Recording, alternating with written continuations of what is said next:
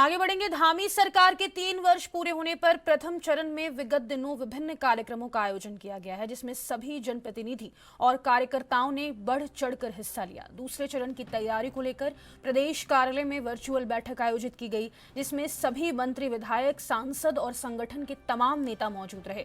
वहीं बीजेपी उपाध्यक्ष का कहना है कि भाजपा का आगामी कार्यक्रम विकास खंड स्तर पर चिकित्सा शिविर और बहुउद्देशीय शिविरों का आयोजन कर जन सहभागिता को सुनिश्चित करना है, जिसको लेकर ब्लॉक स्तर पर कार्यकर्ताओं को भी तैयार करना है और सरकार की योजनाओं को जन जन तक पहुंचाना है। ऐसे में माना जा सकता है कि भाजपा आगामी विधानसभा चुनाव के लिए अभी से तैयारी में जुट गई है और तीसरी बार सरकार स्थापित करने के लिए संगठन को एक्टिव मोड में लेकर आ गई है।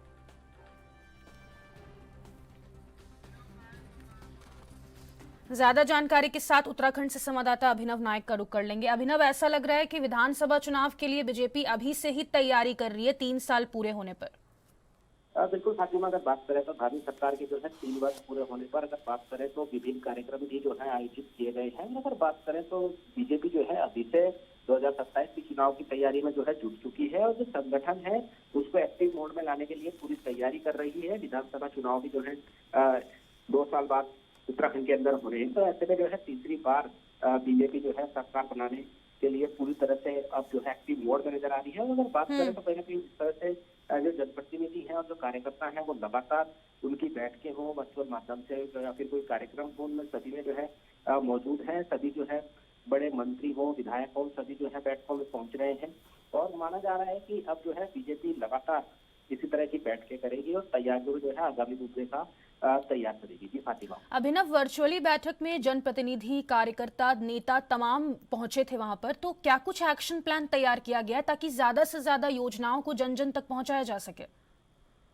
जिस तरह से 3 साल के कार्यक्रम उत्तराखंड के अंदर सरकार के पूरा होने पर चल रहे हैं, तो कहीं ना कहीं जिस तरह से बहुउद्देश्य शिविर सरकार की तरफ से लगाए जा रहे हैं, चिकित्सा शिविर लगाए जा रहे हैं और आगामी कार्यक्रमों की रूपरेखा भी तैयार की जा रही है, क्योंकि 2027 में उत्तराखंड के अंदर विधानसभा चुनाव भी होने हैं। उन्हीं सबको लेके जो है तैयारियां चल रही हैं। प्रदेश अध्यक्ष भी जो है उत्तराखंड में बदले जाने हैं और कैबिनेट विस्तार को लेकर भी जो है चर्चाएं तेज है। मुख्यमंत्री भी जो है दिल्ली में ही रुके हुए हैं। अब जो है कहीं ना कहीं जिस तरह से बीजेपी लगातार चाहे ब्लॉक स्तर हो या जो जिला स्तर हो, उन सभी पर जो है अपने कार्यकर्ताओं को भी तैयार कर रही है और सरकार की जो योजनाएं हैं उनको जन जन तक पहुंचाने का काम भी जो उनके कार्यकर्ता हैं वो कर रहे हैं। और सरकार की कोशिश भी यही है कि सरकार की जो योजनाएं हैं वो जन जन तक पहुंचे। तो ऐसे में जो है कई ऐसे चिकित्सा शिविर, बहुउद्देशीय शिविर यह 3 साल के पूरा होने पर सरकार लगा रही है और 2027 में जिस तरह से अब उत्तराखंड के अंदर चुनाव है तो पूरा संगठन अब जो है एक्टिव मोड में सरकार जो है लेकर आ रही है। जी, आम जनता की कितनी सहभागिता नजर आ रही है इसमें अभिनव?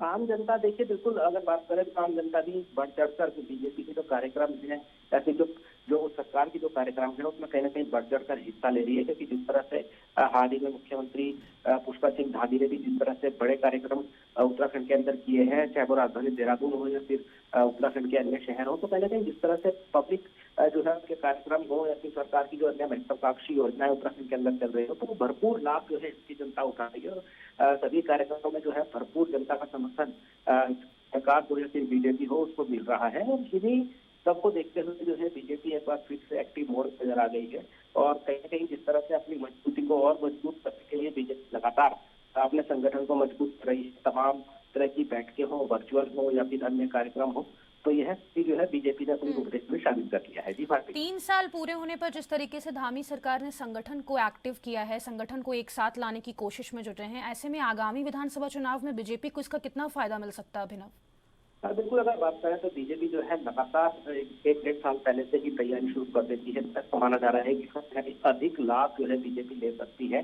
जिस तरह से उनके कार्यक्रम चल रहे हैं, जो योजनाएं सरकार की हैं वो जन जन तक पहुंचा रही हैं और जिस तरह से मुख्यमंत्री ने एक के बाद एक कड़े फैसले उत्तराखंड के लिए लिए हैं, तो कहीं ना कहीं उसका फायदा जो है उत्तराखंड को जरूर मिलेगा और बीजेपी पार्टी को मिलेगा। 2027 की जिस तरह से रूपरेखा बीजेपी बना रही है, तो कहीं ना कहीं उससे लग रहा है कि तीसरी बार जो है फिर बीजेपी पूरी तैयारी के साथ उत्तराखंड राज्य में अपनी सरकार जो बनाने का दावा कर रही है वो कहीं ना कहीं सही साबित हो सकता है, क्योंकि जिस तरह से अब बीजेपी ने अपनी तैयारियां शुरू कर दी है तो उससे मान के चल सकते हैं कि बीजेपी की जो तैयारियां है वो पुख्ता है। जी फातिमा। अभिनव, प्रदेश अध्यक्ष बदलने और कैबिनेट विस्तार को लेकर क्या जानकारी है आपके पास?